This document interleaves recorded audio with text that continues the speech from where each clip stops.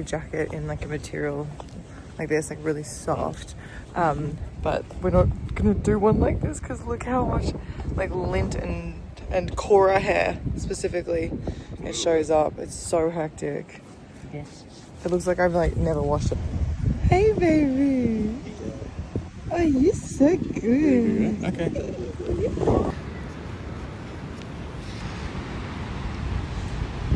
Oh, hi. The colours.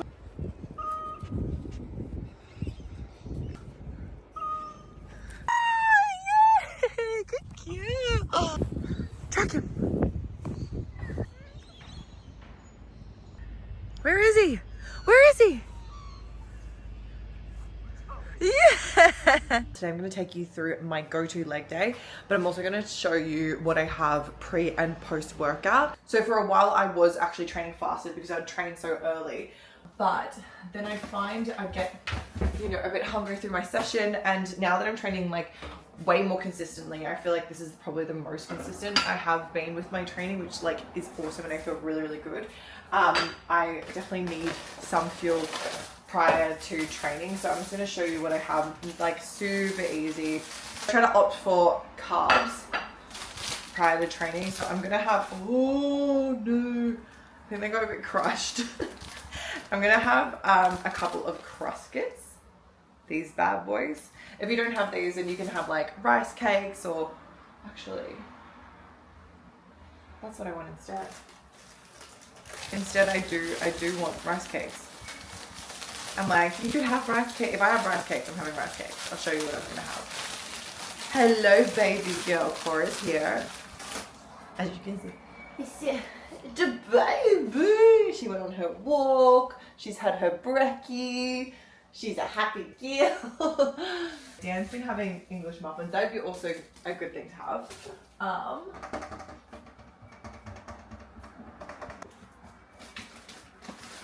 no.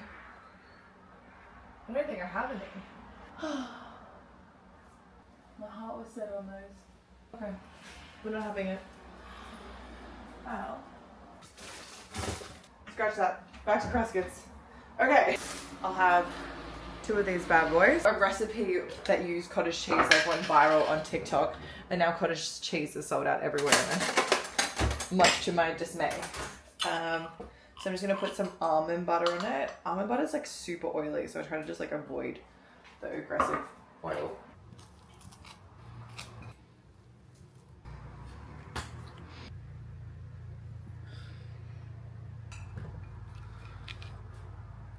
This is my pre-workout snack. So I've got a Crustkit. You can have, like I said, rice crackers. It would be nice if I had rice crackers. Unfortunately, I do not have rice crackers.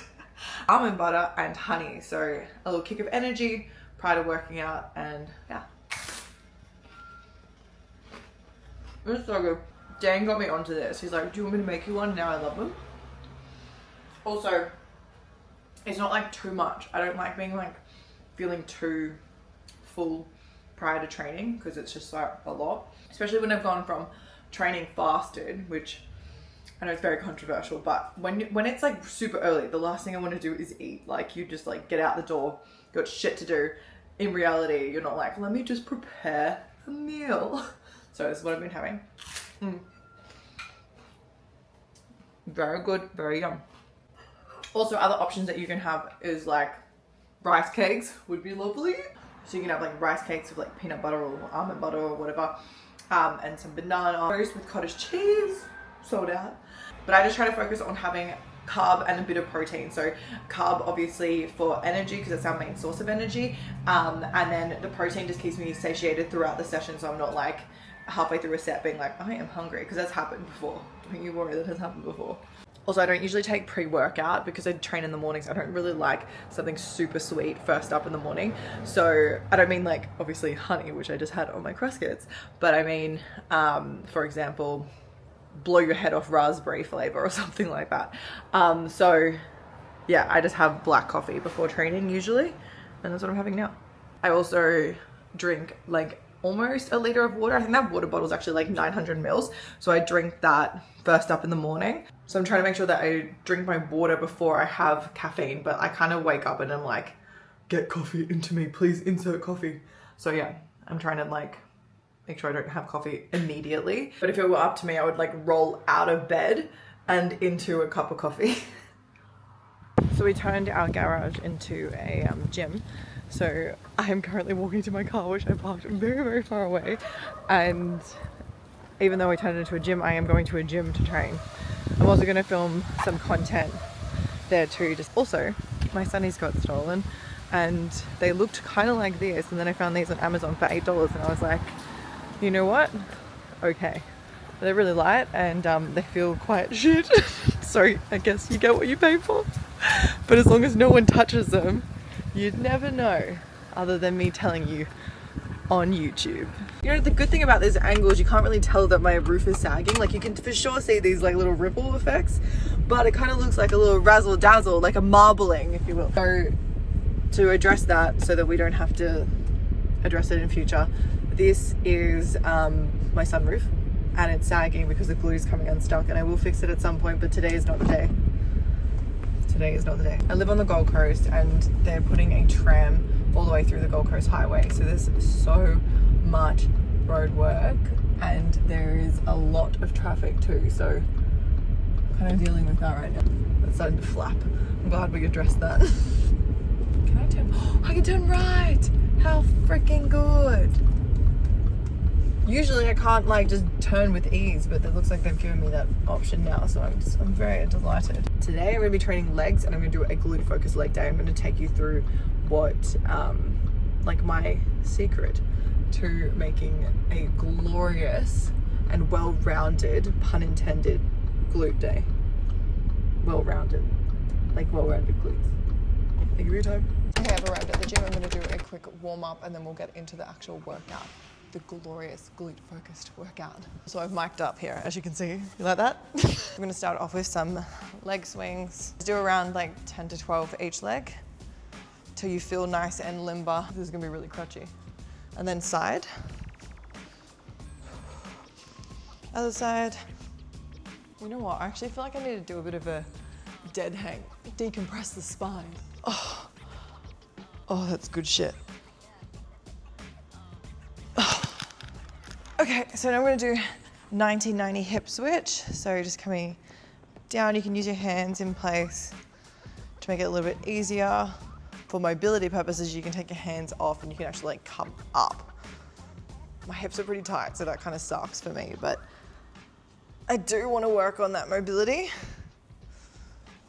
Going back to this for the warm up. And I'm just going to do a lunge flow.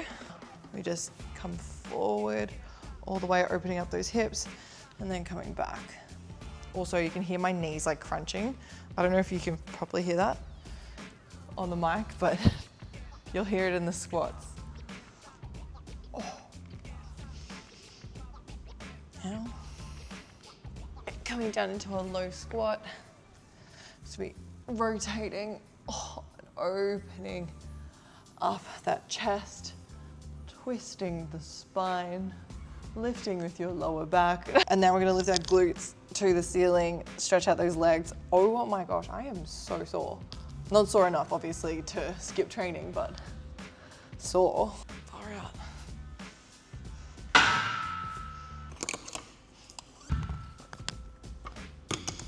I'm gonna start with a warm-up set here. I'm gonna do 10 reps at a light weight. So I've got 60 kilos on the bar here, which is lighter than what I would usually lift. So this is just to get used to the movement and obviously prepare for your working set, so you don't wanna go heavy.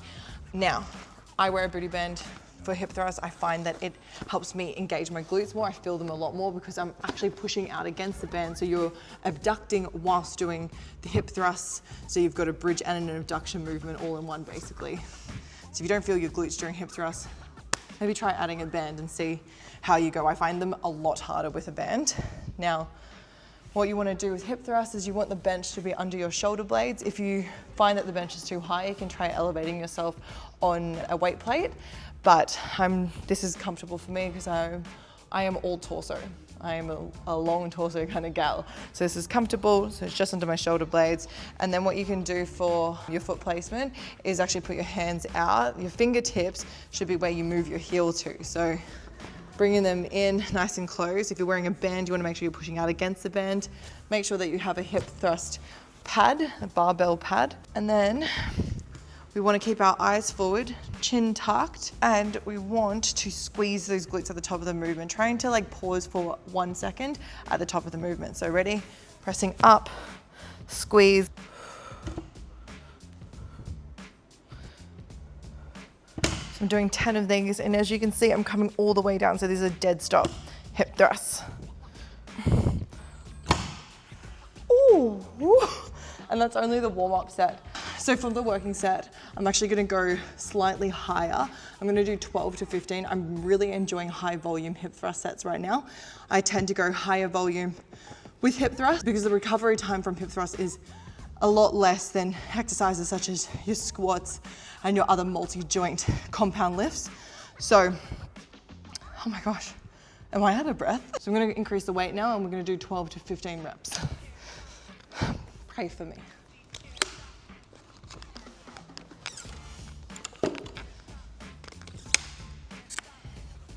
All right, now that it's starting to spice up and we've got our first working set, it's time for the jacket to come off and reveal a DP Active sample. Okay, so I've got 100 kilos on the bar now, and I'm aiming for 12 to 15 reps. I did this thing where I count to 5, and like when I hit 5, I have to start the set. I don't know what it is, but it seems to work for me. Okay, 1, 2, 3, 4.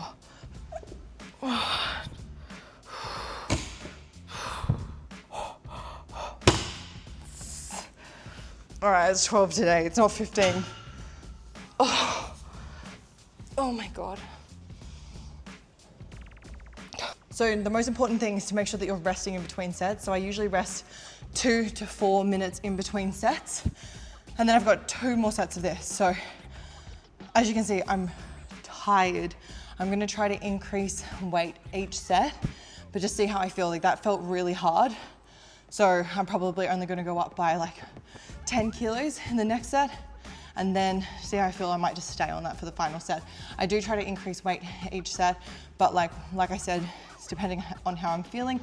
As you can see, I was tired at that rep range, so it means that I'm pushing hard enough and I'm lifting heavy enough. So if you ever find that an exercise feels too easy, go up in weight, because you should be cooked. Look at me, I've done one working set, and I still have 2 more. Okay, so next up we have barbell RDLs, and I like programming these after hip thrust because we've already got our barbell out. So I just strip back the weight and we are ready to go. So I'm gonna do 60 kilos.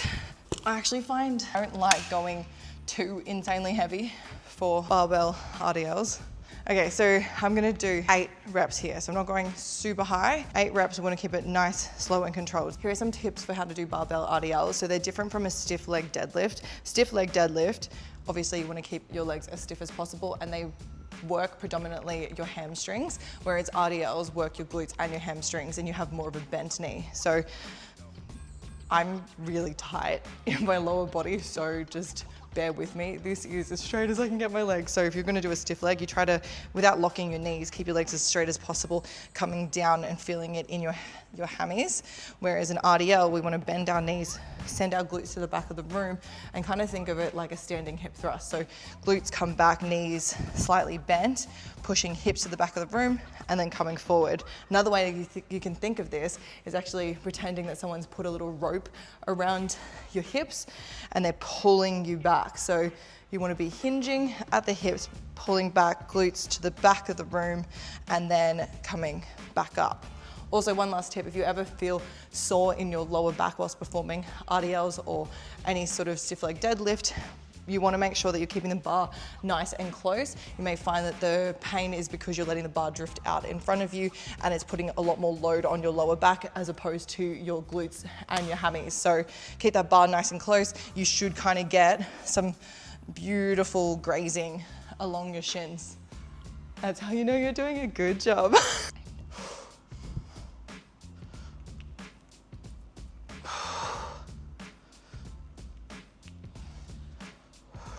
Oh my sweet Lord. Ow. Ow. Okay, so rest for 2 minutes, then I'm pairing this with goblet squats. So I'll be back. Honestly, if you don't walk back like this with your dumbbell for goblet squats, you're not lifting heavy enough. Okay, I'm just gonna have a quick drink. Make sure to stay hydrated in between sets whilst you're training. Stay hydrated. I'm using a 25 kilo dumbbell here. This is how I like to get it up to be able to hold it under my chin. Okay, so you hold it like this, under your chin, and then the elbows come down between your knees. So you can turn your toes out slightly, and I've got 10 goblet squats. 1, 2, 2 more. Oh my God, I like coach myself through it. 2 more, Danny, you got this. Okay, 2 minutes rest, and then back to barbell RDLs. I've got 2 more sets in total, so 3 sets overall. But as you can see, I've paired these exercises together. So you do your RDLs, rest, then your goblet squats, and back for 3 sets in total. Take that rest, stay hydrated. So as you can see, there is no cable machine. I would usually do like a glute medius kickback or an abduction movement of sorts. Obviously glute medius kickback targets your glute medius. But what I'm going to do instead is I'm going to do standing extra range dumbbell hip abduction. It's a very long name, but basically this is going to be an abduction movement, and then I'm going to be doing walking lunges. I've got 2 sets of each, so I'm not overly fatiguing myself, but I'm pretty cooked after those first 3 exercises. So let me grab some dumbbells, and we've got walking lunges. Okay, so I'm going to go up and back 8 reps. So I'm just going to walk towards you right now. So with walking lunges, you want to try to step out. So instead of walking like a tightrope in front of you, step out slightly on an angle, and it will just help with balance. So let's get it. 8 reps. 1, 2,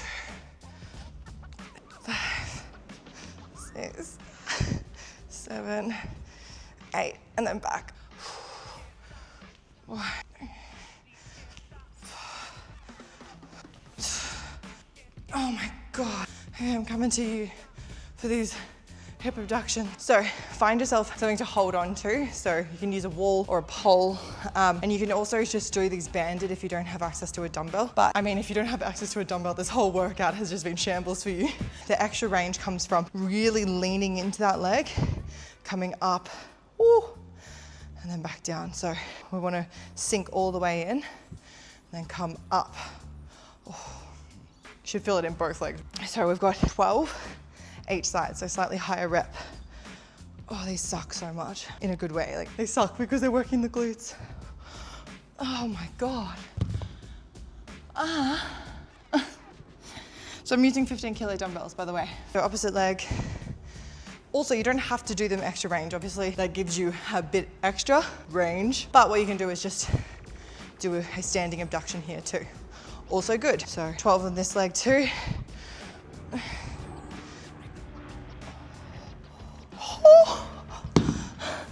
I'm so happy it's only 2 sets. I can't even tell you. I know I made this workout, but thank you, past Danny.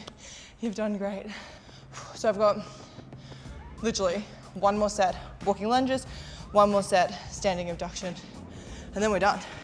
Okay, that was way more intense than I originally anticipated it to be.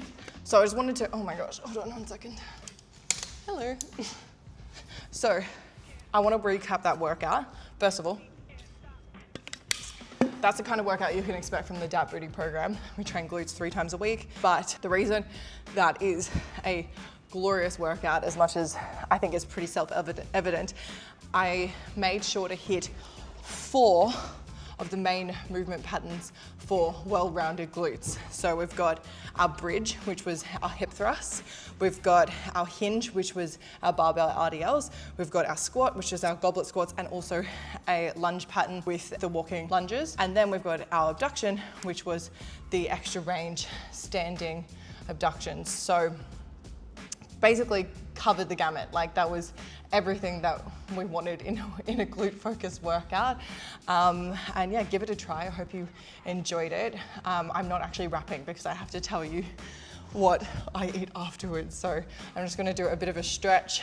And then, yeah, in all honesty, I always forget to stretch post-workout, but because I'm filming, I feel like I should do as I say, not as I do. Yeah, and I'm gonna head home. I'm gonna have my post-workout meal, and yeah, I will see you perhaps in the car, perhaps at home. It'll be a surprise. Just driving through the roadworks, and I was sitting here and I'm like, I've gotten so hungry. It like hits me out of nowhere. So can't wait to get home and I'll show you what I have post-workout. Spoiler, it's usually overnight oats if it's in the morning, which it is today. So just can't wait to get my overnight oats. I'm also going to show you how I make them, because it's obviously not very helpful if I'm just like, yay, delicious. It's already pre-done. Good luck.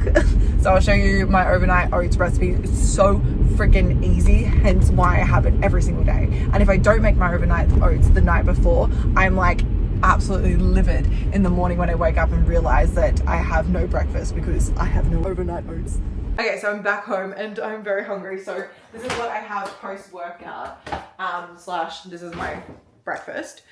So it's protein overnight oats. What I have for breakfast pretty much like every single day. It is really good. So I'm so hungry. You can put like peanut butter on it or whatever you like, but yeah, this is my go-to post-workout meal in the morning because this is my brekkie. So I'll make some more anyway because I always make them for Dan and I. So I'll just make a bunch. Okay, so all you need is oats.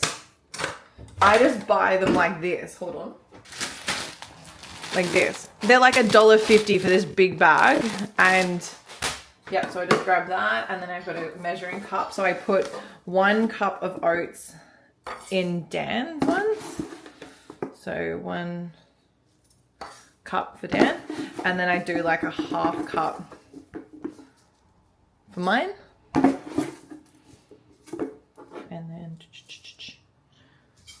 a serving of protein. So this protein, you do 2 scoops for like 1 serve. So just go 2, 1. Make sure that all of the protein is mixed through and not like in the corners of the container. I like to use raspberries because they're really high in fiber. Sorry if you can hear Cora playing with her toy.